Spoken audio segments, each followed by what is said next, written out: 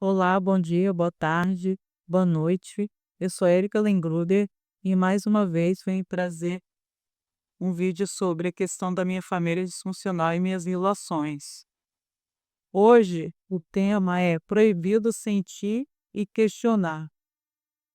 Uma das coisas bem pesadas na minha relação, na minha família disfuncional, é a questão do sentir e questionar as coisas. O grande padrão é você não sentir. Você tem que sempre sufocar suas emoções, né. O que você está sentindo, se você tá com raiva daquilo ali que aconteceu, tem que fingir que tá tudo bem, para manter a estrutura. Se você sente uma tristeza, tem que fazer e falar: "Não, é assim mesmo", tem que fazer uma festa, mudar de assunto, vamos falar de outra coisa, não pode chorar, engole o choro, não vamos falar mais isso. Não vão tocar nesse assunto. Então, assim, ao longo do tempo vai sufocando, não podemos lidar com emoções, temos que fingir que não está acontecendo nada. Então, assim, a primeira vez, tudo bem, a segunda, tudo bem, ao longo dos anos isso vai ficando surreal, aí a impressão que eu fui tendo em mim, é que a gente vai perdendo a capacidade de sentir, né, você vai ficando meio que anestesiado, porque não pode sentir. Vai ter a pessoa ou as pessoas que vão poder sentir todas as emoções negativas dela e manifestar de forma absurda, mas os outros vão ser controlados para não sentir, nunca manifestar o que sente. Então regra básica, nunca sentir, nunca questionar, não questione. Aprendi na prática, não questionar, não perguntar e aceitando. Eh, Obedecer cegamente. Tem que acreditar que o que você está vendo, o que você está percebendo, não é real, só é real o que vem de outros. Então, assim, tem que acreditar como uma ditadura. Alguém ditou que sempre foi assim e tem que obedecer. Mesmo que veja o caos acontecendo no ambiente, no cotidiano, que as coisas estejam caóticas, jamais se rebelar.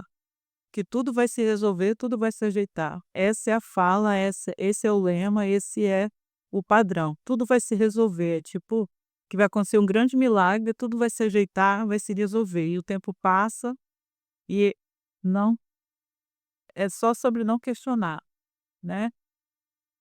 O foco é proteger e manter as coisas sempre do mesmo jeito e todos têm que se adaptar, ou seja, não pode ter mudança. A grande mudança, no meu caso, é eu sair do ciclo, porque não tem como nem falar sobre isso, porque é como se todo mundo fosse anestesiado e vai arrumando válvulas de escape. Então, assim, as coisas sempre foram assim, tem que ser assim. A impressão que eu fui tendo é que se alguém fizer a mudança ou parar de ser do jeito que sempre foi, alguém vai perder o controle.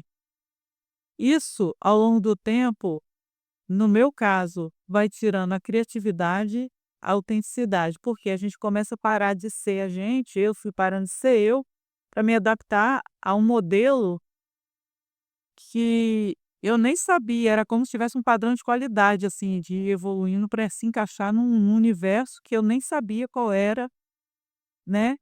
Para pertencer, né. Para falar a verdade, eu acho que a gente tem uma tendência para pertencer, para ser aceito, a anular partes da gente. Então eu fui anulando partes, assim, que eu não me reconhecia. Eu era uma menina alegre, uma moça alegre, tinha apelido até de garota tudo de bom, e ao longo do meu tempo, da minha vida, eu fui perdendo essa alegria. As coisas que eu mais amava fazer, eu fui perdendo a minha vontade, porque era como se eu conquistasse uma coisa na hora que eu ia sentar para curtir aquilo, tipo, sentar para saborear um bolo, na hora de sentar para saborear, eu tinha que sair correndo por algum motivo e o bolo ali, ele até estragava e eu perdia a vontade. Então, assim, na hora do prazer, da minha realização, das minhas conquistas, era desfocado, porque alguém era muito mais importante, a vida da pessoa, de outra pessoa, o caos dela era muito mais importante do que eu apreciar minhas próprias conquistas.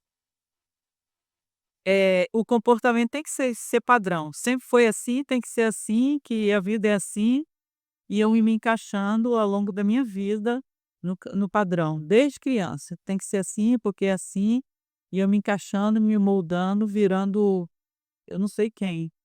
Eu às vezes eu questiono, eu sempre questiono se eu sou ainda aquela pessoa que eu tinha uma alegria, assim. Eu questiono assim: "Cadê?". Eu com 20 anos, eu com 18 anos, 25 anos, eu fico buscando, assim. Claro que a gente vai mudando ao longo do tempo, mas eu falo de uma alegria interna que eu sempre fui, por mais que tivesse demandas, pesadas na minha vida, eu sempre tinha uma esperança. Mas essas convivências tóxicas, abusivas ao longo da vida, elas vão de alguma forma tirando a esperança da gente.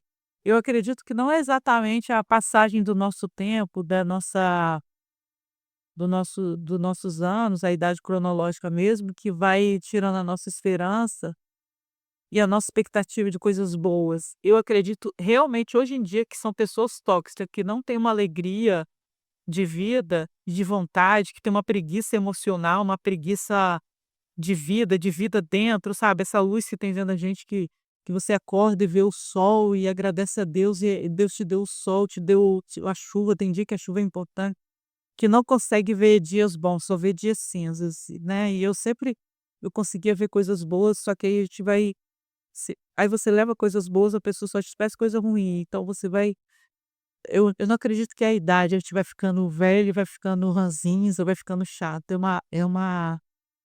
a gente vai perdendo com convívios. Eu acredito realmente nisso hoje em dia. Eh, Conviver com uma pessoa assim, você vai perdendo a flexibilidade, possibilidades, você vai ficando é tipo uma rigidez, essa rigidez vai sendo no corpo, no comportamento, e você tem que se adaptar, porque sempre foi assim, não vai mudar nunca, tem que ser daquele jeito. Só porque alguém decidiu não caminhar na vida, você tem que sentar e ficar do lado, ou ser a muleta de alguém, entendeu? Ou empurrar a cadeira de roda de alguém que não quer andar. E isso ao longo do tempo vai deixando triste. Eu fui ficando triste com essa vida, assim, de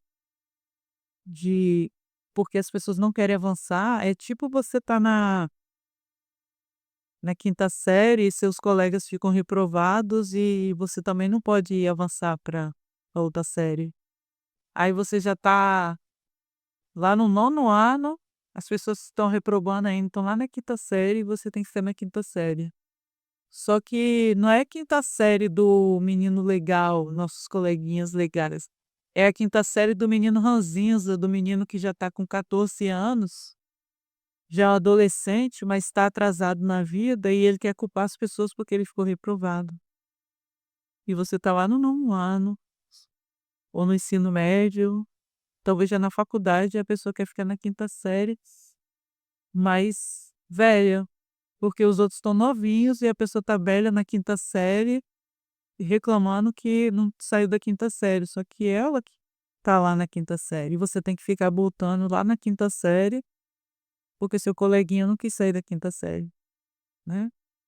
Então, eh, o discurso sobre não mudança, sobre sentir e questionar é silencioso, mas todo entende, já é subjetivo ali, já é entendido, já é no pacto ali das ações que a gente já entende que não pode mudar. A mudança é como se o controle acabasse, porque se cada um vai ter uma própria vida, é como se a pessoa não conseguiu ter uma vida, então ela precisa controlar. E o jeito de controlar, pelo meu entendimento, é manter as pessoas,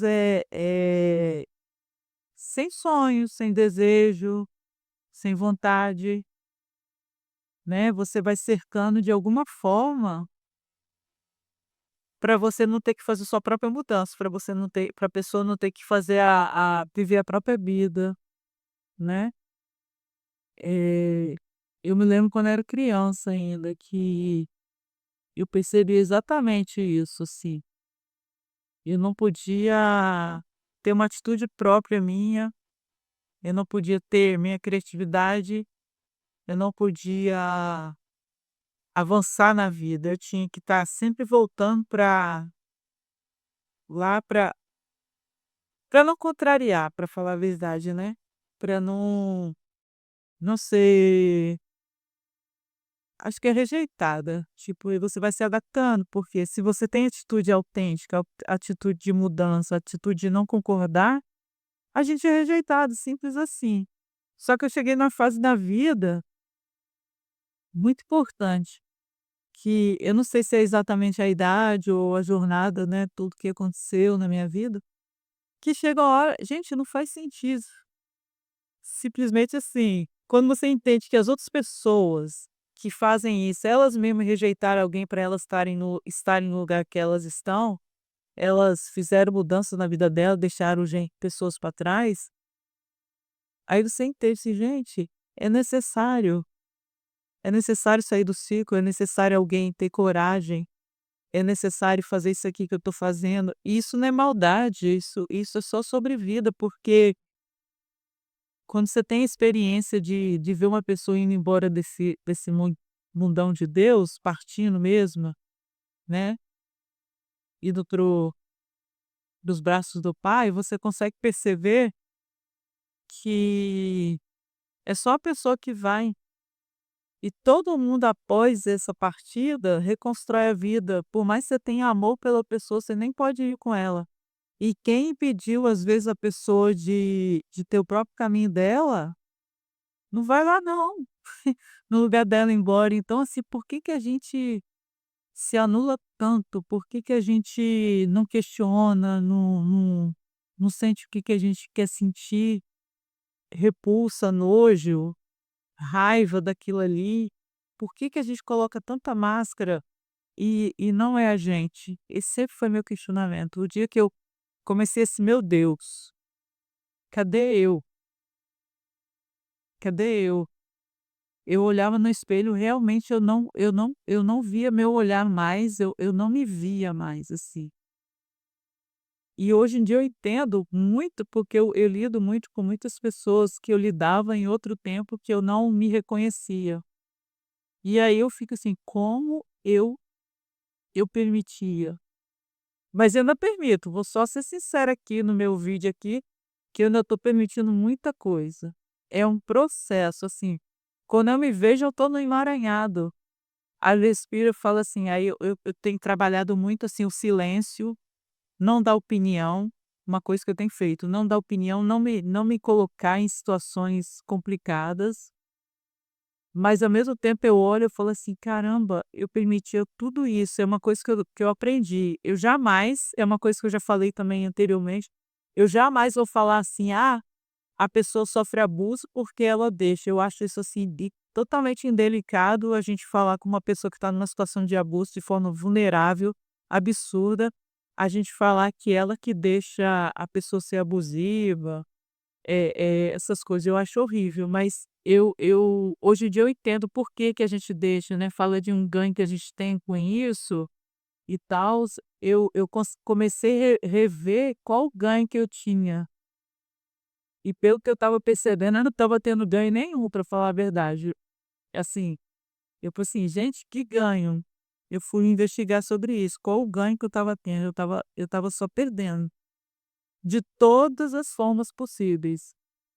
Então, uma das coisas que eu aprendi na minha família, não questionar e não sentir.